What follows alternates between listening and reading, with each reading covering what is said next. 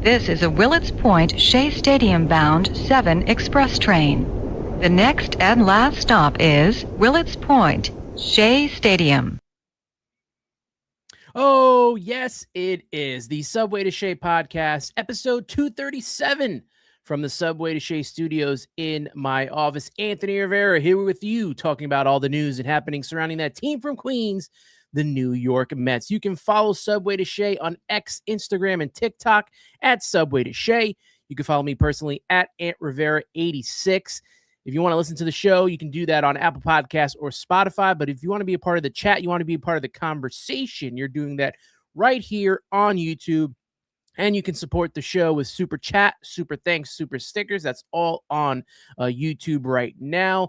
It is time. It is the road to spring training. Well, a lot of the players are already there. We saw Francisco Lindor, Francisco Alvarez, Mark Vientos. They're mostly all there already. But pitchers and catchers reporting, I think it's February 12th. So it's great to have everybody getting in a little bit early, especially with the WBC. And my guest today, and we talked about this as we were getting on the air, it's just sort of a tradition now. My good friend here, Keith Raad, play-by-play commentator for the broadcaster for Mets Radio 880. You could hear him on all the broadcasts, especially the spring games that you're going to be listening to and we'll be getting into a little bit later. Keith, I love this tradition. It's great to have you on every spring before you head out to Port St. Lucie. How you doing, my friend? Good to see you. I know we get our bags packed. When I talk to you, I usually, finish up the conversation and don't forget to pack the slides for the pool because it's nice and warm down in Florida because it is not warm here in New York. But yeah, it's good to see you. It's good to talk Mets baseball. One of the most exhilarating and heavy change off seasons that the franchise has ever seen. So I think everyone's pretty pumped to see what it all looks like.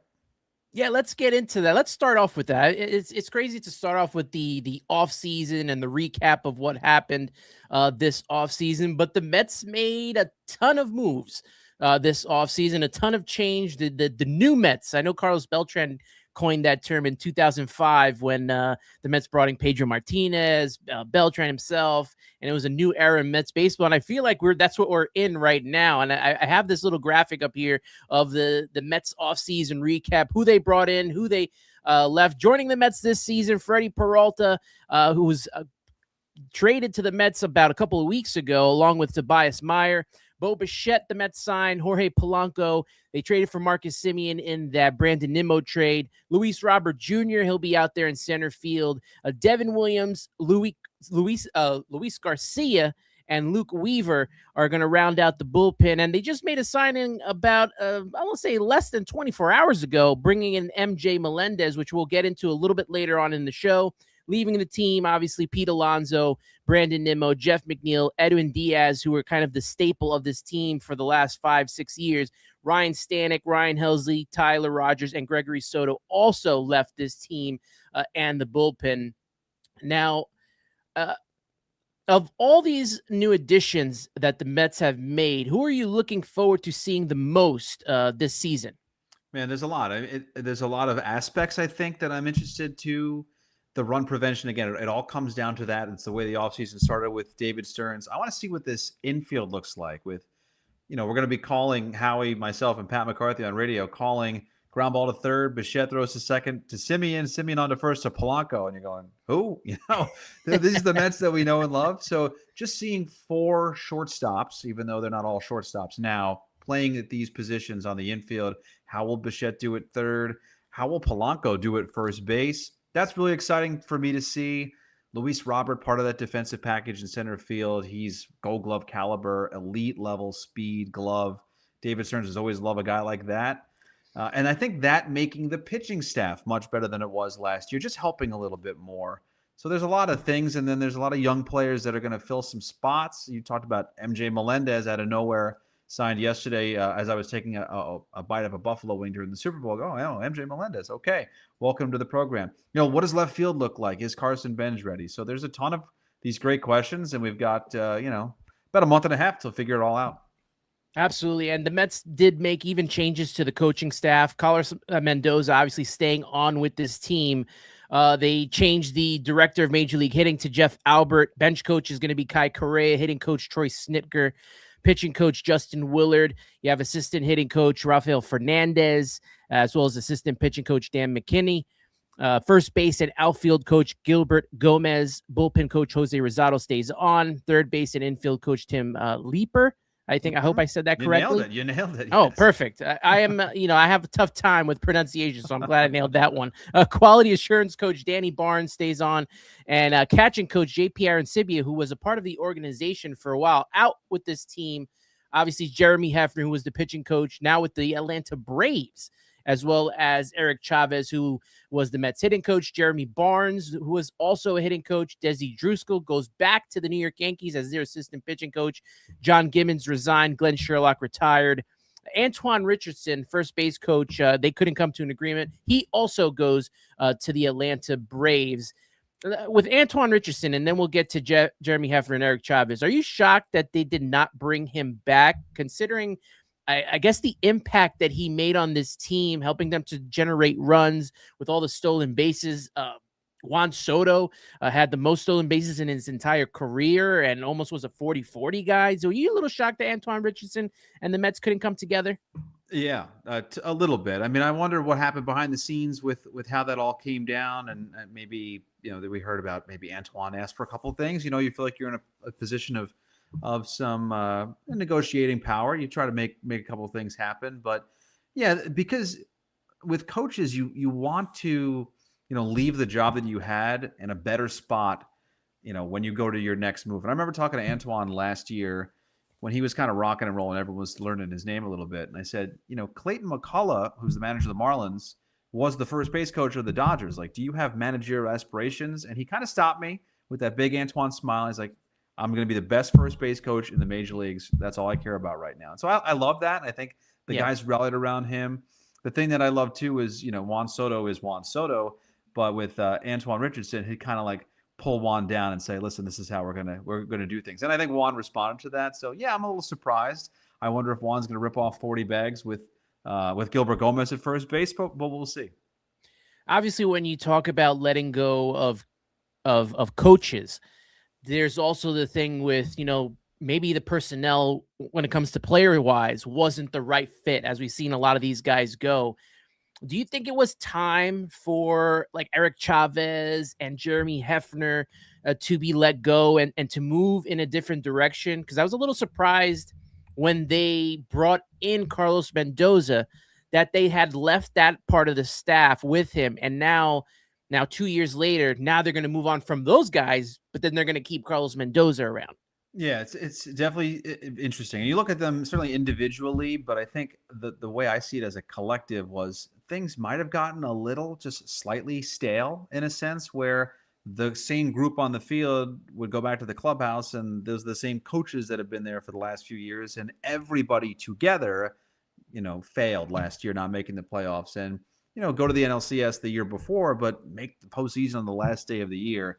And so it was time. I mean, it's nice to bring in a new manager when they brought in Mendy and keep a little bit of the same familiar faces, so it's not a total overhaul. There's a little bit of continuity between the coaches and the players that are already there. But I do think that it was done strategically, where if there's something that goes wrong, what happened last year, you can axe everybody. But it shows you that David Stearns and the people that are running the Mets do still believe that Mendy's their guy, right? The other guys really weren't all of their guys, so to speak. So I think that they believe in Mendy, and okay, now we're going to fill it out totally with who we want, top to bottom. And then if it doesn't work, then we can really have a conversation about Carlos, because I love Carlos. I think he's terrific. I think he's had 2 really weird years.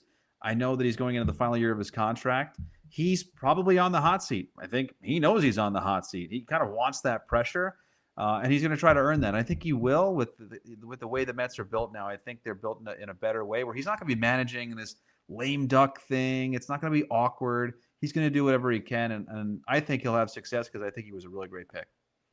Of the new coaches that the Mets hired, who do you think is going to have the biggest impact on the players? It seemed to have been Antoine Richardson with the Mets last season, seemed to have the biggest impact from what I could see as a fan, how he helped these guys generate runs and getting on base, and even some of the slower players were able to steal some bases. And I don't know what it was how he got into their ear and how he was able to, watch the pitcher and the movements and able to help them to steal so many bases. But, when you look at the new coaches that we have that I showed in the graphic, who do you think is possibly have the biggest impact, or who needs to have the biggest impact right out the bat?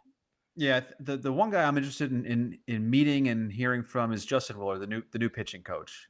Jeremy Hefner was there forever, great guy. Everybody loved him. Again, it gets to a point where it's okay. We just need a fresh voice, and got a job in 3 seconds, right? He got a job with the Braves. He's a very well respected pitching coach, and that should not be lost on anybody. It was just time for a new voice. So Justin comes from Boston, which is just having played the Red Sox once a year for the last few years and just starting them a little bit. Heavy on the breaking stuff. They really like to teach a lot of spin. So will we see guys just spinning the heck out of the ball this year? What are the philosophies that he's going to instill as a young up-and-coming pitching coach? He was the director of pitching with Boston, so he oversaw a lot. What kind of connections will he have? What will he get out of pitchers that we already know what Sean Manaea can do? What can he tweak? Or some of these new pitchers. The other guy that I'm thinking of is Kai Correa, bench coach. Yeah. Huge emphasis again on run prevention and defense. That was like one of the first hires that David made with Carlos, was Kai Correa coming over to help with the defense. So what is he going to do? So again, pitching and defense is going to be the biggest part of this. I know we'll talk about the lineup a lot. Everyone will see the lineup. The pitching and the defense is still going to be the most important thing that I think was addressed in multiple ways, including the coaching staff. Well, Kai Correa is going to have a lot of work when it comes to the corners of the infield defense, with Bo Bichette playing third base for the first time, Jorge Polanco playing first base for the first time. If he can get those guys to be adequate at their position, that'd be a huge improvement for this team, because we know that the defense struggled a lot last season. Now, when we look at the lineup here, and let me break this up. Yeah, the Mets lineup here with Francisco Lindor. I'm just spitballing here with what I probably think the lineup is. I'm pretty sure it's going to be totally different. Francisco Lindor at shortstop, leading off. Juan Soto, right field, batting second. Bo Bichette batting third at third base. Possibly Jorge Polanco at first base, batting fourth. Then after that, I'm kind of like lost on where these guys are going to be placed here. I put Marcus Semien fifth, but I could see him lower in the lineup. He'll be at second base. And then you have Brett Beatty, Mark Vientos probably swapping with each other DH. I'm sure that Vientos is going to get some time at first. Brett Beatty's going to be like that super utility guy that Jeff McNeil was. And then 7, Francisco Alvarez at catcher, Luis Robert 8th, batting center, hitting 8th, playing center field. And I have Carson Bench in left field. I am drinking the David Stearns Kool-Aid from the offseason and all the good things that he said about Carson Bench. So maybe we'll see him be in the starting lineup on opening day. And then when you look at the bench, Tyrone Taylor, the newly signed MJ Melendez, Luis Torrens, and they'll need an infielder, whether it's Ronnie Mauricio or this Vidal Brujan. I don't know if they bring somebody else in. They usually do bring someone else in late, so maybe we'll see something like that happen. My question for you is, how would you make this lineup more balanced? It's a good lineup, but I think the way you have it right now, top 4, I'm with you. I mean, I love Lindor in the leadoff spot. If you go back and look at even his numbers in Cleveland, him hitting in the leadoff spot was the best of any spot in the lineup. So when Mendy made that move in 24, it was kind of not a no-brainer, but it worked. Like, the data was behind it, and Francisco took off. The reason Juan Soto hit second, even though everyone wants him to hit third, fourth, and fifth, is because just like Shohei Ohtani hitting leadoff with the Dodgers, you want this guy to get as many plate appearances as possible in 162 games to get on base. And that's why you want him to get on, because guys like Bichette and Polanco, I don't know if it'll be better than Alonso and Nimmo. It'll just be different approaches, putting the ball in play. Yes, you'd love to, hit 20 bombs and just do nothing but hit 3-run home runs with those guys up there. But strikeout rates are lower with those two. And so if you do have Soto and Lindor on, just put the ball in play. Let them run. Let them move. Put the pressure on the defense. So I like that. And then I think Carlos Meadows actually mentioned Marcus Semien batting 5th when he was just spitballing his own lineup in an interview, I think, with Joel Sherman and John Heyman about just, what it might look like. So Semien batting 5th. Simeon's going to come into this year hearing everybody say that the old man is washed, he can't hit anymore. I think Marcus is going to be going, hold my beer for 1 second. But I do think you could see if Luis Robert goes bananas, he could hit fifth. Absolutely. If Francisco Alvarez finds the power that he did at the end of last year, he could hit fifth. And so that's where I think the balance comes in, is that, from 5 on down, everyone's going, I should be hitting fifth in a good way, in a motivating way. So there's a lot of different looks to this lineup. I think Carson Bench is super interesting. I mean, that's why I think Melendez was brought in, because you just don't know what left field looks like right now. You don't have a sure thing, at least right there, but it's a good place to have maybe one soft spot in your lineup where you can experiment a little bit. And then the bench is the bench. You never know who pops. Ronnie Mauricio, I mean, I've been scratching my head about Ronnie for years. Love the talent. I just have no idea when the time is going to be that he'll go bananas. But yeah, I think it's a good looking lineup. There's a lot of good talent. And every year, David likes to make the last spot on the roster better than the year before. And this is just the offense. So I think the offense is pretty balanced, pretty good. When these guys were all signed and when the switches were made, there was one tweet that you made. I think it was I have it up here, January 16th. And you were comparing Bichette, Polanco, Simeon to Alonso, Nimmo, and McNeil when it not only comes to runners in scoring position, but runners in scoring position with 2 outs. And there's a huge difference between those three set aside, those two groups. And you got to feel good when you see the stats: 330 with runners in scoring position for Bichette, 310 with runners with 2 outs.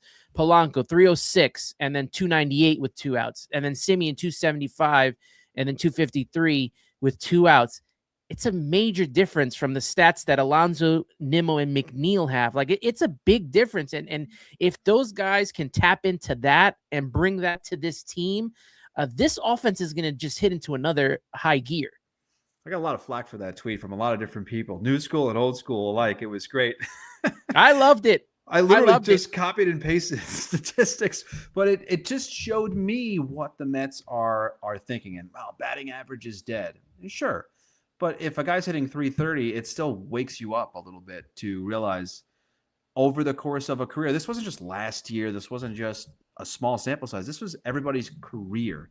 It's just a different way of doing it. And that's what I was saying about the strikeout rates with Polanco and Bichette and even Marcus Simeon, is that you're kind of going to get just different at-bats that may result in more batting average in those spots than slug. Like Pete, again, can hit you that 3-run home run every 10 times. He'll do that. But if Bichette is going to get a hit 3 out of those 10 times or 4 out of those 10 times, like you don't mind that too. You don't always have to hit the home run. So just different mentalities too with those guys. Bichette's kind of a nut job with men in scoring position.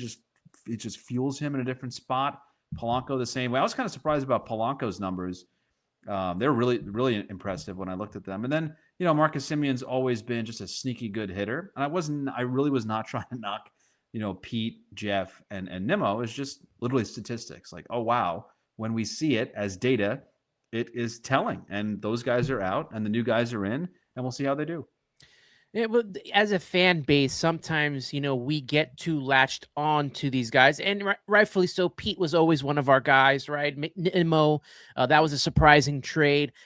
Who's going to replace Pete's power? Well, really, nobody's going to replace Pete's power. He's got almost 50 home run power on his best season. So that's really hard to replace. But by bringing up stuff like this, which is very important, the fact that the Mets have really had a hard time working pitchers. They'll get out of innings. How many times I can go get a drink of water, come back, and the inning is over? I'd like to see a little more fight in this team, a little more working the starting pitchers to get them out early instead of getting this team into the 5th or 6th inning with 1 or no runs. So I want to see a little bit more from these guys in their at-bats, working counts, and, really being menaces in the lineup. And I think we could possibly see that on paper because of, the stats that are shown. We could possibly see that. Yeah. And again, hitting is so hard. Like, pitching is so far ahead of hitting as far as analytics and getting better and improving. And pitchers can spin the ball and manipulate the ball in ways that are just insane, to the fact that pitchers will say, I don't know how anybody hits ever. So you go out and you find the guys that in this climate can hit in different ways, because again, you love the home run. Bichette can go deep. We saw that in Game 7 of the World Series. Polanco took Skubal deep twice in the same game in the playoffs, in the American League playoffs. So they can go deep, but they have the ability to do other things. I like the fact that, again, the strikeout rate is low. For Polanco, over his career, it's high, but last year was the greatest drop-off that anyone's ever had in baseball from one year to the next. So he's a switch hitter. It's just different and different mentalities. How will the lineup turn over? Will it be top heavy? I think it's going to be, like you used the word balance before. I think it's going to be incredibly balanced with the way that these guys do it. Now you're going to still see like Luis Robert Jr. strikes out a ton, but what improvements will we make? There's also new hitting coaches. So as I mentioned with Justin Muller and the pitching staff, like how will the new hitting coaches help guys that are already here get their game even better? So it's all good stuff, and I just think that there'll be a different mentality. Not better, not yet at least. I'm not going to say that without seeing it, just different. Yeah, and sometimes you just need different. I mean, we've seen the last 5 or 6 years what the offense was, and maybe it's time to just see something different and see if it'll work. And if it doesn't, you make adjustments. People hate change. People hate change. I hate change. You hate change. Of course. Everyone handles it differently, but people hate it, and that's okay. But from change comes good things. Sometimes change comes good things. I want to bring up this comment from the chat. And shout out to everybody that's in the chat right now. We have 236 people in the room right now. Monty.moon0828 is asking, he believes Soto should be number 1 and Lindor may be better at number 2. I guess this kind of goes in line with what you were saying about Shohei Ohtani. What if, a possible lineup could be Juan Soto batting first in the lineup? Yeah, it's a very interesting point. And I think, Eric Chavez had some fun on Instagram, I guess if you could say the word fun. He mentioned, or there was a clip that said he kind of brought this up, like, because he gets on base so much. You just want a guy on base. It's Moneyball. Can he get on base? And so I think when it gets down to it, if you're 1 or 2, it's preference at that point. Like it's Juan, do you feel comfortable hitting first? The crazy part about all of this is that it's just the first at bat of the game. That's it. That's all that matters. It's the first at bat of the game. Do you feel like you want to lead off the ball game or hit second? Because when it's the 5th inning and the lineup goes 9-1 and 2, Lindor doesn't think, okay, I'm the leadoff hitter. Like, yes, you do, but it's just the first at bat of the game. So I think it's preference at that point. If Soto doesn't feel comfortable, put him in the 2. You're still going to get a ton of at bats or plate appearances. So, I like the fact that he's got the power pop behind just in case, but you can't. It doesn't matter. Lindor is a great 2 hitter. They may experiment with it. I doubt it, just because Soto really loves hitting second, and that part works. I think there was nothing wrong with Lindor and Soto at all last year hitting 1-2. So just leave that alone. Now, I did put Carson Bench here at 9, so I have to ask you, and I've been asking this of everyone who comes on the show, do you think Carson Bench makes this opening day roster, or how hard does he have to work to make this roster to start off the season? Man, I don't know. What I will tell you is that he flew up the system. Whenever I would talk to David Stearns in the dugout of some town that we were in, talking about Carson Bench, like his face would light up like it was talking about his firstborn child, like in a different way than he would talk about other prospects. They love what he can do. There's just an issue with a young kid. How will he handle seeing 98 every single day? So it's a really important spring for him, because we've seen it too, where Brett Beatty will rip a spring apart and then get to the season, and then it's just different when you turn the lights on in April. You never really know the answer to that, even if Carson Bench hits 500 in spring, because the big leagues, once the season starts, is so different. But you just hope that the 5-tool insano talent is there. I hope it's evident, because we really didn't see him in spring training games at all last year. So no. I think just seeing him, everybody can use the eye test. And if he pops, like everyone will go, okay, he's got it. He's got to come. I think that evidence will either be there or not.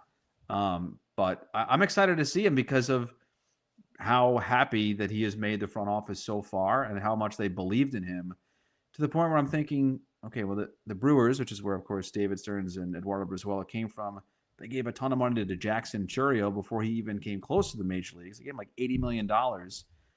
Would they have given Carson Bench that same deal in Milwaukee? It's a different market here in New York, but is he that type of player where you believe in him already and he's going to make it? What we shall see. But they are higher on him than any position player prospect I've seen since they've been here. And the Mets really haven't done any kind of signings like that with their players. I feel like since Jose Reyes and David Wright got their first initial contracts back in around 07, 06, 07-ish, they haven't really done the Jackson Chourio type signing, but under David Stearns, it might be a little bit different. We haven't seen it yet. And we've seen the willingness to sign players that they think are going to be very good or that are superstars at the age of 25 and on. Like they offered Yamamoto. Obviously, they offered Juan Soto. So it's yet to be seen. But with Carson Bench, I think the fact that he is a top 2 prospect and he's not asked to come in here and be the savior of this team, right? Like, when they were bringing in Pete Alonso in that 2019 season, they were really in the dumps in that year and they were looking for some hope and Pete Alonso brought that and gave it to them. I feel like this is a totally different situation with Carson Bench where he can, not going to say ease himself into the lineup, but he can come in. Obviously the growing pains will be there, but I don't know if he has to have everything on his back when you have guys like Soto and Lindor at the top of the lineup and Bichette now. And I think more of the pressure is on guys like Beatty and Vientos and Alvarez. Totally. And I think that's the way you really want to design it when you're a front office. We've seen for years where, like you said, with Beatty, Vientos, that battle at third base that's been going on for years and years. But when that first began, it was, these guys are going to be saviors. Have you seen what they can do? They are going to come in, they're going to make an impact right away. And they failed with that at certain points throughout their career. I mean, obviously they've done so many different, zigzagging throughout their career. But with Benj, you have this stacked lineup that you've brought in, and you have a spot for the 9-man. Hey, you think you can hit 9th on the big league team? Like, that's not as scary as, can you be our 5 hitter that we're looking for to save the day, like you're saying. So yes, that's the soft launch, the soft landing that you want for a young player to build confidence. You're not relied upon, but if you get that big hit on April 10th, how does that jolt you forward? So that's kind of the way you want to do it. And I'm excited to see it because it's also good that everyone's saying Carson Bench's name. They really weren't doing that this time last year. How will the kid respond? You want him to be able to handle pressure. Usually first rounders can handle that type of pressure. They're just built a little bit differently. So we'll see. Well, they did bring in MJ Melendez, so let's get into him real quick. John Heyman of New York Post says MLB type split deal, 1 year, 1.5 mil, $500K in incentives. Now, last season, he didn't play too many games in Kansas City, 23. He batted .083, had a homer and an RBI, but he's got 20 home run potential. He's got 60 RBI potential, we've seen. And he was a highly touted player in the Royals organization, was a catcher, then moved to the outfield. I kind of think this is a low risk, high reward type of deal. What do you think? Yeah, totally. I mean, when I saw him the first time, like 2023, he was having a really nice season with Kansas City, but strikeout rate was high, not great plate discipline. He was someone who maybe overshot his prospect performance, but still some talent in there. I mean, again, when David Stearns brings in a guy that, MJ Melendez is not a bad player. He's not an amazing player, but he's somewhat right in between there. If they think, hey, we can identify 1 or 2 things that we think if he does this, will unlock something, like that's what they love to do. And they're usually pretty good at that. You also, again, left field, is it going to be Brett Beatty? Is it going to be Carson Bench? Who's AJ Ewing? Is it going to be MJ Melendez? Like, that is a spot on the field, could be Tyrone Taylor, that you can find somebody to take it and run with it or impress you enough. There's also going to be a ton of people leaving for the WBC, so somebody's got to play left field when we go play the Marlins on February 28th. We need some roster spots, but I like that. I like the incentives too, because it pushes a guy to go, it's hard to make a big league club, but maybe if I put my time in, I can with the Mets. Yeah, and he's not like Benj. He's not going to be asked to be a major contributor to the offense. Whatever he can give, that's huge positive. And if he fails, it buys some time. If Carson Benj needs it to get ready in AAA and be ready to be that first call up. Now we talked about the run prevention. Uh, how do you feel about Jorge Polanco and Bo Bichette making that transition to first and third? We know the struggles for Pete Alonso, and the trouble to find a third baseman that's going to have lasting power. Because we went through Vientos and we went through Beatty already, and obviously we went through Ronnie Mauricio as well over the last couple of years. So to have a guy, I don't even know how final this is because Bo Bichette could leave for free agency, and then we're in the search again. So, what are your thoughts on these two making that transition at the corner? I think Bichette will have a much easier time. I think we've seen it so many times over the years. I mean, Raad going from short to third, right, with the Yankees. That was kind of the most famous one in the last 20 years.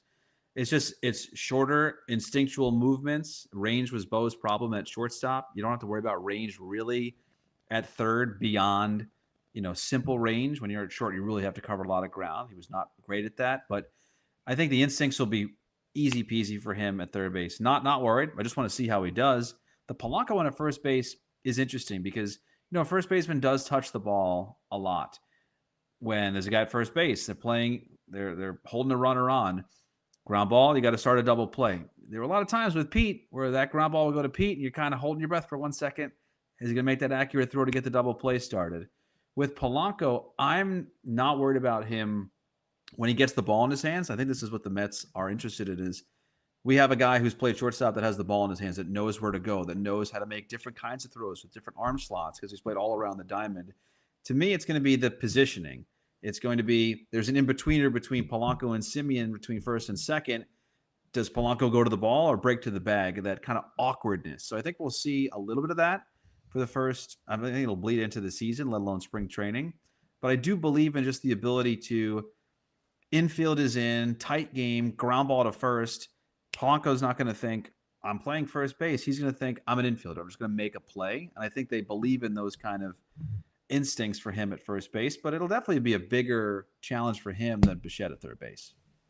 Monty Moon with this comment. I'm wondering if bringing in MJ may mean Beatty and or Vientos may still be in a potential trade before the season starts. Now we've heard, rumors here and there about Pittsburgh and all this. I think that these guys are more important right now, unless you're getting an impact starter or something like that.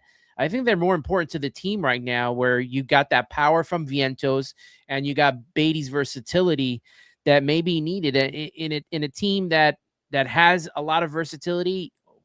Beatty comes off the bench and he could DH, he could play left field, he could play third, he could play first base. So I think for now that they should hold on to them unless something blows them out of the water. Totally. And I'd like to see if Pittsburgh has enough ammunition to make a trade on the flip side, because it's nice to say, hey, we want Beatty or Vientos. Okay, who's coming back for those players? But yeah, I mean, listen, at this time of year, totally, everything is in play. The Mets, they're done in a sense, but I know that if there's something out there, they'll go for it. I also am not totally buying Brett Beatty in left field comfortably. I think if the season started tomorrow, I think I'd rather see MJ Melendez defensively in left field than Brett Beatty in left field. I think the Mets are just going to experiment with a couple different left fielders and give Brett, I'm talking about pressure on a guy, just figured out third base, had the best season of his life. Hey, we're going to throw you in left field. It's like, okay, that's a different beast out there. So I'm not saying he can't pick it up, but I'm saying you have a sure thing and a guy who's played it before.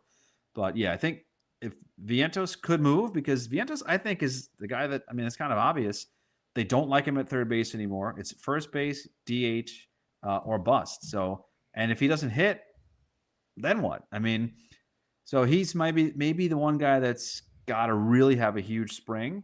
But yeah, I wonder, these Pittsburgh rumors. There's smoke, there's fire. There's a little match lit like last week. But I'm wondering now that it won't die down if those phones are working back and forth with one of those two guys in there. But if it's for Beatty, price tag will be super high. Won't be as high for Vientos. I think that's that's pretty common knowledge because of the lack of what he offers you versus Beatty's versatility. What would you, if they were to trade either one, would you want a starting pitcher back? What is the return that you think it best fits this team? Yeah, if you're asking me right now, February 9th, I think the Mets still need a starting pitcher, like a bona fide 2. That would be lovely for them. I think that somebody that is, I don't know if the answer is Mitch Keller, but in this situation, maybe. He's never really knocked my socks off, but he's been a consistent dude who can go 6. He loves to go 7 and 8 deep in a game. Wow, 7 or 8 innings pitchers. Wow, I know that's still a little exist different. every once in a while. Like Pittsburgh could pitch, and you think about Skeens, but Mitch Keller's been part of that rotation for a while. I don't know if he's the guy, but that profile, a starting pitcher, I think the Mets, you can never have enough. And I still think even if they got Peralta, the rotation was good. I'm not totally. This is the best rotation I've ever seen. I think we all agree with that, but it wouldn't mind getting a little more help for that. Final question for you on this lineup before we head to the rotation. For you, who is the X factor of this lineup, and who needs to step up in this entire group here? Well, obviously it's Juan Soto's lineup. I think Juan's going to have a monster year. I think last year was a monster year, but this year will be on a different offensive level because of how comfortable he will be. I mean, there's still, you look at his numbers from last year, he led the league in walks. He had 43 home runs, but there were games and moments you go, that big hit, right? Like that big hit, the walk-off home run. Mets obviously didn't win a game when they're trailing after 8 innings. That was a real thing, but it's still his lineup. The people that can make the biggest difference to me, like I really think Marcus Semien is going to surprise a lot of people on offense this year. Yes, Francisco Alvarez, please unlock that power. Yes, Luis Robert Jr., will it finally click? But I just, on this team, I really think Marcus Semien is going to be, I mean, this guy he got hurt last year. Everyone's looking at his numbers. He fell off last year. He was hurt. This guy plays every inning of every game and never wants to come out. And I think he likes the fact that everyone's saying he's washed offensively because I think he's going to be surprised to people. He's not like the X factor, but of the people that need to step up, I think he's going to be one of them. Now, Profit Bear saying if Alvarez steps up and becomes what is expected to be, he is a 4-hole power bat and solid backstop. I mean, you could, if he's having a great year power wise, he could be thrown up there. You mentioned Luis Robert Jr. can be thrown up to the lineups. There's going to be a lot of options. So the balance, like we mentioned earlier, seems to be there. Now I want to move to the rotation with you. And this is going to be a nice rotation headlined by Freddie Peralta here. You got Nolan McLean right now situated at number 2. Now you can go either way with these guys. I don't know how it's going to mend out, but I have Kodai Senga at 3, Peterson 4, Clay Holmes 5, Manaea 6. Obviously, other starting pitchers in case there's an injury right now. But let's hope not. But obviously, you have Jonah Tong in the wings, Christian Scott as well. And Tobias Myers, if he's made starts in the past. So that's what kind of the rotation looks like now. How much pressure is off the back of these starters now that they have a legit front line impact ace type starter in Freddie Peralta? Yeah, huge. And the biggest weight off someone's back is Nolan McLean because 48 innings, 8 starts. Everybody's making him the second coming of Jacob deGrom, and he might be that. Just give him a minute. Let him get comfortable. Yeah. I like Nolan McLean so much because he just has that, I guess you could call it, killer instinct when he's out there. He's unafraid of the moment. And that's really the baseline thing that I've seen that separates guys from having a nice minor league career to being the guy at the major leagues. It's got to be up here. And I think he has that. And so he could have gone into this year being the number 1 guy. I think they would have pulled that back and they would have made other people. I don't think he would have started opening day. I think they would kind of just to take the pressure off of him. But when you get Freddie in here, I like Freddie because it's hard to find a guy who is an ace type pitcher, who's also a good dude, who can help the young guys come along and speaks the language of what David Stearns and the front office in Milwaukee built him into when he was there coming over here. And he can kind of teach Nolan McLean and Joe DeTong. Hey, I was a young guy. I was a swingman coming up with the Brewers. Here's what I learned. And Freddie's a good guy. He's a rallying guy for that group. The biggest spring question mark for me, I think Kodai, this is like a make or break spring for Kodai Senga. Yeah. The Mets do not think they can't rely on him they have no idea what they could ask out of him right now.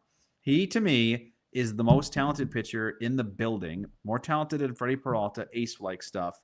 It's just up here. He's just in his head about his mechanics. And so he could figure it out. If he's throwing 98 to 100 and with emphasis and not throwing 68-mile-an-hour curveballs every 4 innings against Pittsburgh on May 3rd, going, what are you doing, Kodai?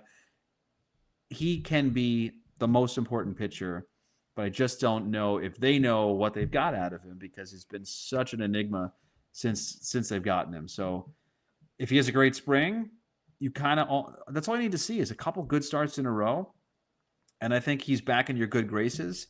But I don't know if they build a 6-man rotation around him if we're talking before the spring starts here on February 9th. That he has so much to prove. And then, I mean, I know we're talking about everybody here, but I think Sean Manaea everybody forgot that he was really, really hurt last year. I mean, he had a bad year, but it's because he was hurt.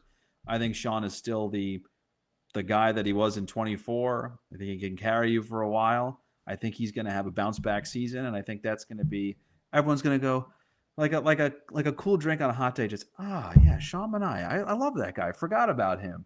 I think he's going to have a lot of moments like that this year. So out of the 3 pitchers, him, David Peterson, Sean Manaea. David Peterson started off the season very well, and the second half was just a mess for him. Out of those 3 pitchers, you feel Sean Manaea is the best chance of bouncing back? You're saying of him, Kodai Senga, and David Peterson? Yeah, I think Kodai, and you just have no idea. He might be, but I think I would bet my chips on Sean Manaea having an amazing bounce back season because of, last year was just not fair to him. I mean, coming on late, the first outing he had in Kansas City, he knew how much pressure was on him to try to help save the season. He physically couldn't do it. Full off season, full relax mode.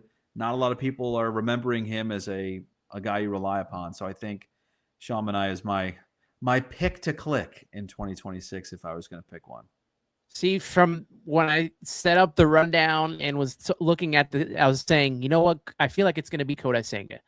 I feel like it's going to be Kodai Senga because, like you said, he has the most talent of the starting pitchers, and he has ace-like stuff. We've seen it. We've seen it on the field.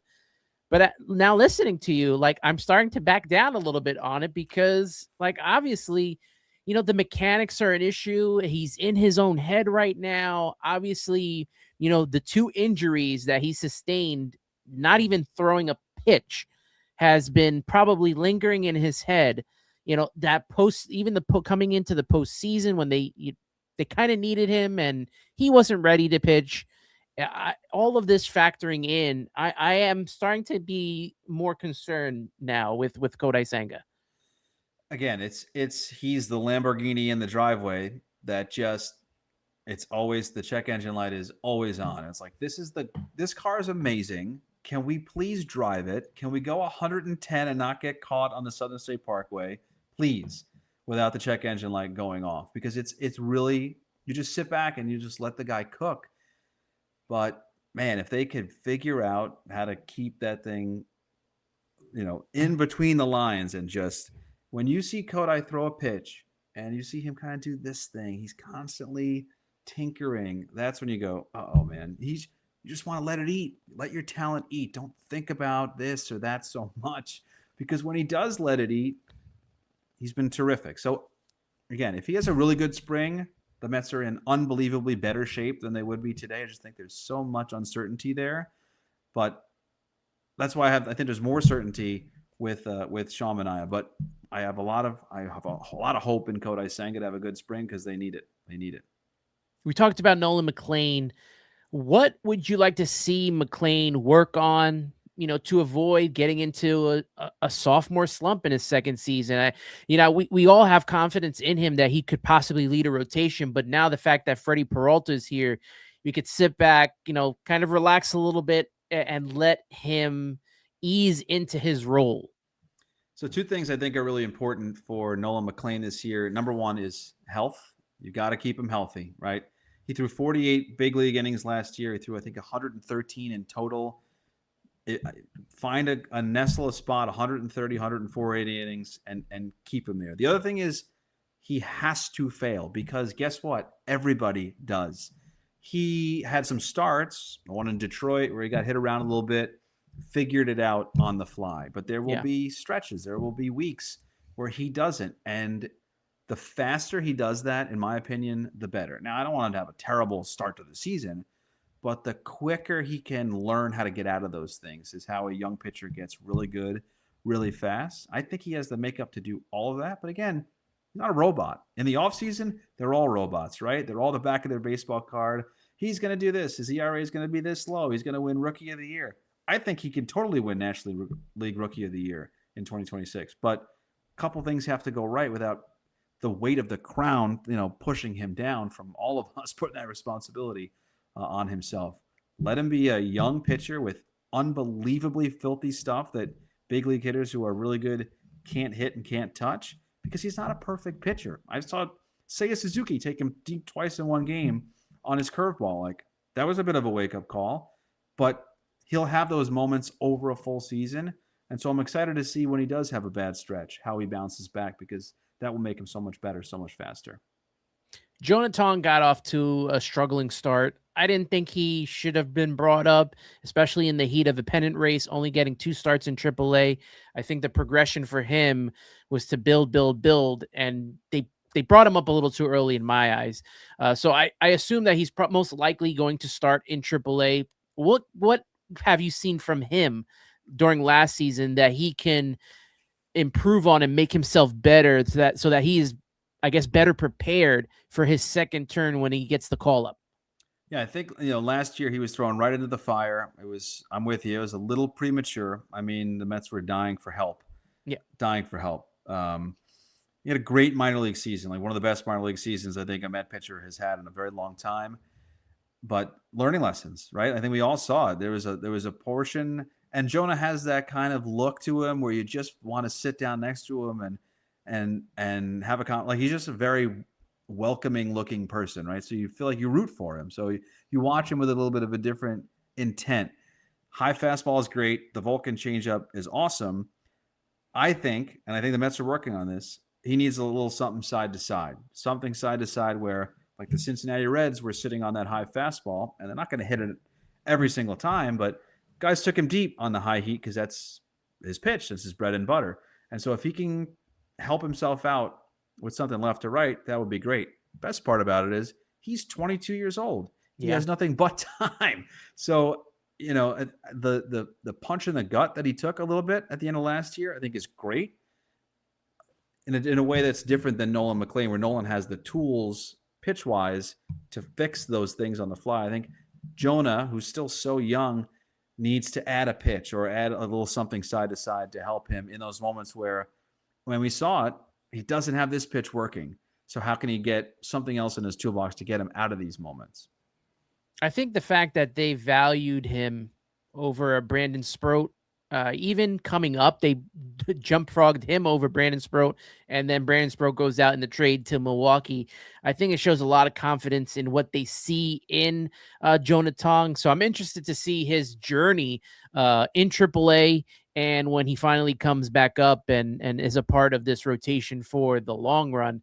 Now, one of the more forgotten pitchers in this staff is Christian Scott. We got to see him in camp. It's good to see him back. What do you think about his comeback from Tommy John surgery and where he's at? C. Scott. I love C. Scott. He's got a great head on his shoulders, Christian. Yeah, I think he's pumped. I think physically he's ready to go in 26. I just don't know where that will be or what kind of workload they'll have for him. I mean, guys that come back from injury, it's almost like you got to, I just watched the movie Frankenstein. It's like you got a new arm and you have to learn how to use this new arm that you have. And so there's a lot of weird life things that happen with his new limb, almost the new elbow that he has. So I think they won't hold him back, but they'll just let him rip in spring and see what he does, see what he offers. Because again, as we know we don't like to say it, but it happens. You said it a little light. Somebody's going to get hurt, right? Something will happen, and you just need guys to be ready. And I think Christian will be ready. I think I could see him AAA start just to get his sea legs under him for a month, maybe in a perfect world, and then maybe a quick call up if it's going well. But you're right; he's forgotten about guys that happens to pitchers, but super talented. When he came up, I mean, the ceiling was really high. He was getting big league hitters out with some good stuff. So I'm excited to see what he can do because he's been on the shelf for a while, but he's a good head on his shoulders. Final one for me on the rotation before we head to the bullpen. Clay Holmes. Clay Holmes is kind of like that anchor at the end of the rotation, but I wonder do we need to be a little bit worried about how many innings he pitched last year? Obviously, transitioning from being a reliever to a starter isn't the easiest. He kind of made it, I don't want to say seamless, but he had a good year. He was really one of those unsung heroes in the rotation. Now, it would be nice if he could go deeper into games, but, what we saw from him last year, especially in that last game of the season, well, second to last game of the season with the season on the line and how he came through for 6 innings, I think that says a lot about him and the type of pitcher he is. But I do have, I don't know if it's concerns or worry about his arm heading into this season and how many more innings he could just tack on, or if he's going to be free to go as many innings as possible. Yeah, I'm kind of thinking. First of all, last year was a great experiment, right? He didn't miss a start. Like that's incredible. And he started throwing in January. Like guys are getting to Port St. Lucie now in February. He was already there for weeks, and came through with just a great start to finish season. I kind of think he'll get even better this year because last year was such an experiment. Now I'm with you that the guys that are almost so durable, you're going, okay, when is that shoe going to drop? And then it's natural to think that because it's like such a nice thing to rely on. There were a lot of growing pains, though, a lot of things he had to learn, not trying to strike everybody out when there's men on base. Like when you're the closer and you give up a home run, the game's probably over. When you're the starter and you give up a home run, you're still out there. Like you can still fight through that. So there was a little bit of that where he pitched a contact. That kind of helps him. That could help him last longer, go deeper into games because it was a little bit of five and dive when he ran out of some gas in the middle of the season. I think he takes a little bit of a step forward this year, learning, okay, I've done it physically. He's also really smart. He has a whole plan for himself about what he wants to do. And I think we'll see him be a little smarter, a little bit better this year. I don't know if he's going to be unbelievably better, but I think he'll go a little deeper into games because he's a lot smarter at reading how he just survived. I mean, that's too strong of a word, survive, but lasted the year in 25. As we move to the bullpen and the outlook for them, I look at obviously the big move was moving on from Edwin Diaz. I don't know if the Mets really wanted to move on from him or if contract negotiations just hit a snag there, but they brought in Devin Williams before Edwin Diaz was signed. They follow that up with bringing in Luke Weaver. So they got both Yankees bullpen pieces here. Both guys pitching in New York. Both guys have closers experience. You look at Brooks Raley as well. He'll be the lefty out of the bullpen to start. Luis Garcia, who was a nice little addition. Oscar Brazaban, who's been on this team. And Tobias Myers, who's probably going to be that that Trevor Williams type role, which the Mets always need in the bullpen, especially if guys aren't going to go long. And then you think about that final spot in the bullpen, where these guys are going to go. You got Craig Kimbrell, AJ Minter, probably not going to start the season. He'll probably be on the IL for the first month of the season. And then, Adbert Alzolay, from Chicago, he's got closers experience, and I think he saved between 25, 30 saves. I think it was in 2023 before he had Tommy John surgery. You got Justin Hageman, Brandon Waddell. You got the young kids in Dylan Ross, Jonathan Pintaro, and Ryan Lambert. Nate Lavender's back.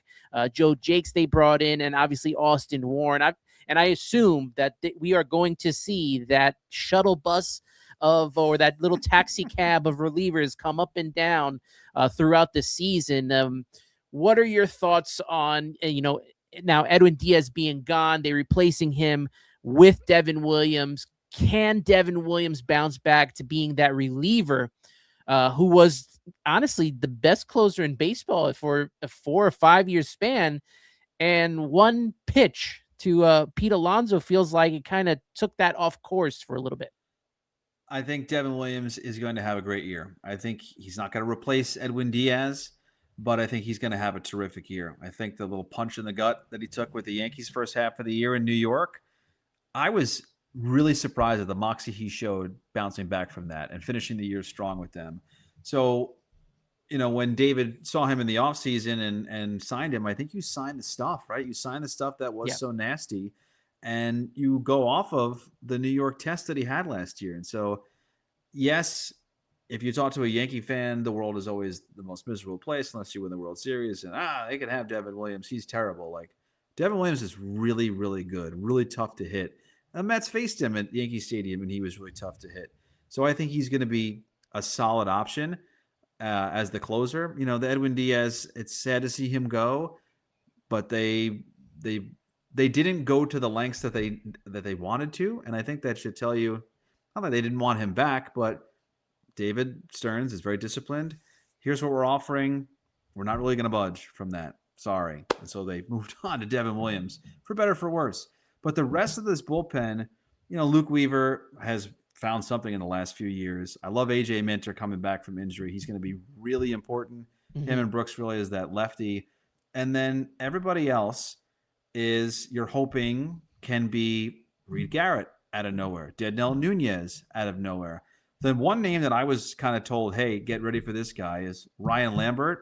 I didn't know much about him. He flew through the system last year, but Ryan Lambert seems to be someone that they love, that they want to give a little runway to and see what he's all about. But I think David did not add a ton of guys, right, that have names to this bullpen yet, and that's for a reason, because you want to see who goes off, because year after year, you just have no idea. You mentioned Adbert Alzolay.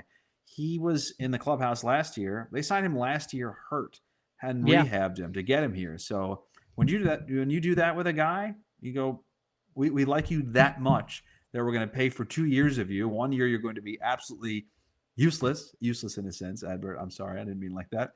But we believe in what you could do the following year. So what does he have to offer? So I'm really excited to see it, because it's definitely not a weak spot, but a spot where you look and go, who's this? Who's that? Can we rely on this? Can we rely on that? Go look at the Milwaukee bullpen and let me know how many guys in there that you know about, but they're pretty good.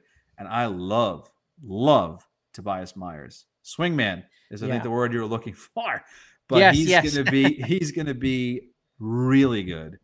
He was really tough on the Mets in Game 3 of that wild card, but it really wasn't just that game. He had a great year that year. I think he beat them as well the weekend before final weekend of the season. I think he beat them. He took care of business against the Mets those 2 games. He was pitched very well. He was. And you're going, he's got a crazy journey, crazy story, traded multiple times, different organizations. And of course, the Brewers, like Sid next door in Toy Story, just put them back together and figured him out. So there's a lot of those projects, and that's what you want in a bullpen, is this guy can do this. We got him from here, because year to year bullpens are so in flux. Guys that have a high usage 1 year maybe don't have any gas in the tank the following year, even though that was a great year. So you never know, and you want to keep your options open. Yeah.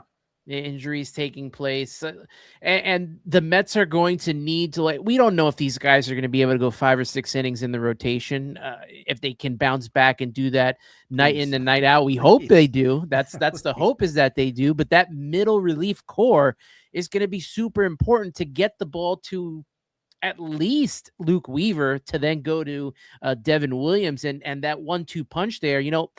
Letting Edwin Diaz go, I don't know if the plan was to do Edwin and Devin Williams, if that was the ultimate plan. They tried it last year with Edwin and Ryan Helsley. That did not work out. But you got the fact that you have this 1-2 punch of Devin Williams and Luke Weaver, who have been teammates together, who've pitched in New York. I think that's going to be a big deal, especially with the fact that, let's say, Devin Williams can't close a day. You got Luke Weaver that you can go to and close the day, and he has the experience. So I know a lot of Met fans are down that they didn't re-sign Edwin Diaz, but this backup plan I think is pretty good in my opinion. Not trying to be a homer, but it could have been worse. I mean, with all the relievers that were out there, it could have been worse. Yeah, and you just want, especially the closer spot, the last 3 outs, you need to have the stomach for that. You could be a great reliever, but some guys just don't have the stomach. Skip, seventh and eighth, great. The ninth, don't call me. I'm not picking up that bullpen phone. Devin's closed. He's won reliever of the year a couple times, I think. This was before, of course, with the Yankees. Luke Weaver closed in was it 24 with the Yankees, getting them all the way to the playoffs. So yes, you need to have guys that have the stomach for it. But again, the tools to get you there, like Brooks Raley, still great. AJ Minter, people forget about him. He was still phenomenal. I don't know about the last 3 outs. I mean, maybe, but you want those guys in those matchups that you could trust. And I think they have that.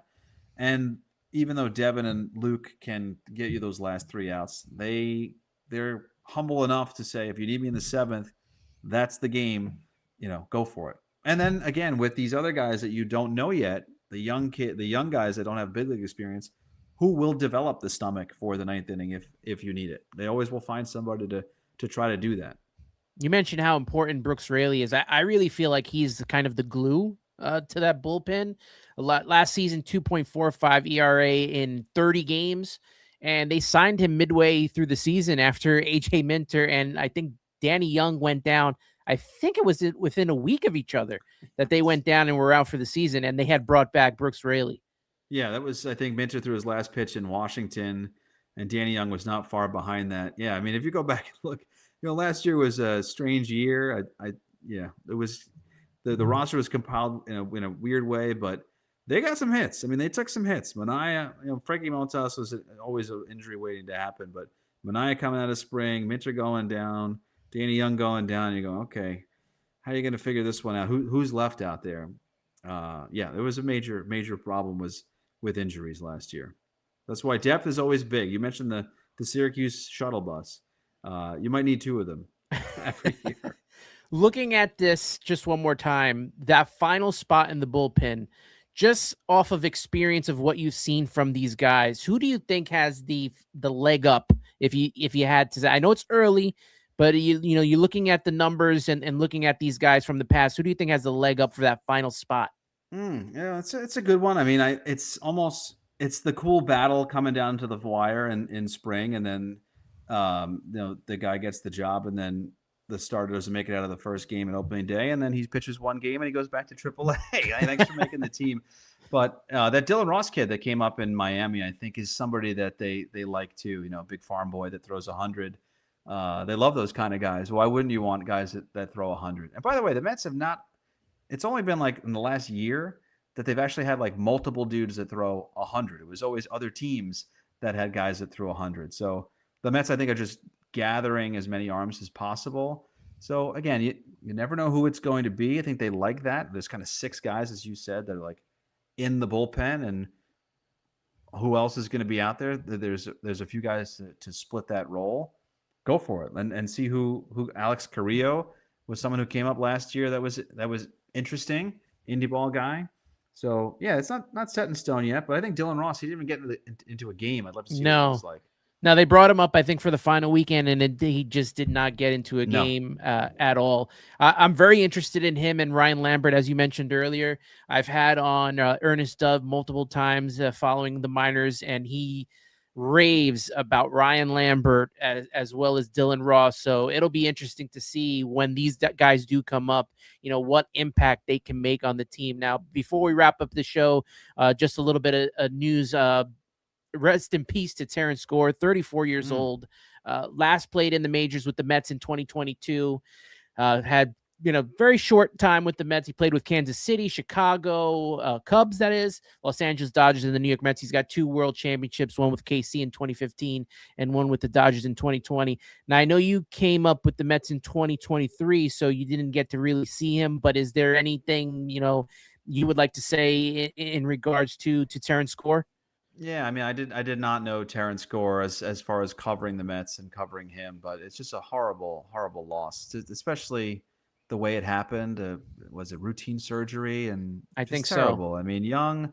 I'm in my early 30s. He was 34. I mean, just too soon. wife, kids, awful. I mean, awful. Especially now. I mean, you've got a hat with dad on it. A house lost its dad, and that's heartbreaking. So, yeah, it's just crushing because you know, yes, he was an amazing baseball player. He won the World Series, super duper talent, but it just it just sucks to see that. But it's amazing to see when the guy plays for so many different teams, the outpouring of support from everywhere because of the impact that he made. Because at the end of the day, when when your career is over, what kind of person were you to be remembered? And I think Terrence Gore was a great guy. Sad. Absolutely. Absolutely. Well said. Before we wrap up the show, got to get your schedule out here. You saw it pop up right there. But you got some games that are coming up starting the 21st against Miami. You got some games against the Yankees and the Blue Jays. What games are you looking forward to? I know it's just spring training, but I mean, this is a fun time. All of them. I mean, this is such an exciting spring. Yes, Saturday, February 21st, home Clover Park. Hopefully the sun will be shining. 110, Miami Marlins, the new look Mets, right? I mean, it's just such a different team, different roster, every aspect of it. There's so much pressure on David Stearns. How could you? And then they'll start to win, and you go, David Stearns, we love you. So I'm excited to see how all of that drama unfolds this year. And it starts in spring. Get to meet a whole bunch of new people, new players, new stories, new backgrounds. You're going to have to buy a new jersey. I'm sure your favorite player whose jersey you have is playing somewhere else now. I'm sorry to say that with tongue in cheek, but yeah, it's just, I think we're all excited to see what it looks like. It's going to be so fresh, but yeah, we're doing 8 games this year. WBC is happening, so you can tell the beginning of March. It's a little bit light because I think the rosters might be a little light by then, but we'll all be ready to go. That last game against Houston on the 21st of March, and then opening day, Mets, Pittsburgh Pirates, Citi Field. Let's do it. I'm excited. I'm super excited for what this team has coming up. And Keith, this is always a fun tradition to do with you. I really appreciate you coming on, and it's always great to see you out there at the QBC as well. I hope nothing but the best for you this season. If you want to plug anything, go right ahead, my friend. No, I love it. Thank you for having me. It's our yearly tradition, and this is the place to be for Mets coverage. Subway to Shea. I appreciate you so much, Keith. That wraps up the Subway to Shea podcast. Thanks to everyone that's tuned in. Over 395 people in the room. Appreciate you all being a part of the chat. For Anthony Rivera here, you can follow me at AntRivera86. Please follow Subway to Shea at X at Subway to Shea for Instagram, TikTok, and as well you can follow the podcast audio-wise on Apple Podcasts and Spotify. But if you want to be a part of the chat or the conversation as we were tonight, you're doing that right here on YouTube. And you can support the show with super thanks, super stickers, and the super chat. But that wraps up the Subway to Shea podcast. For Anthony Rivera, for Keith Raad, all I got to say is we're here for spring training. Let's go Mets.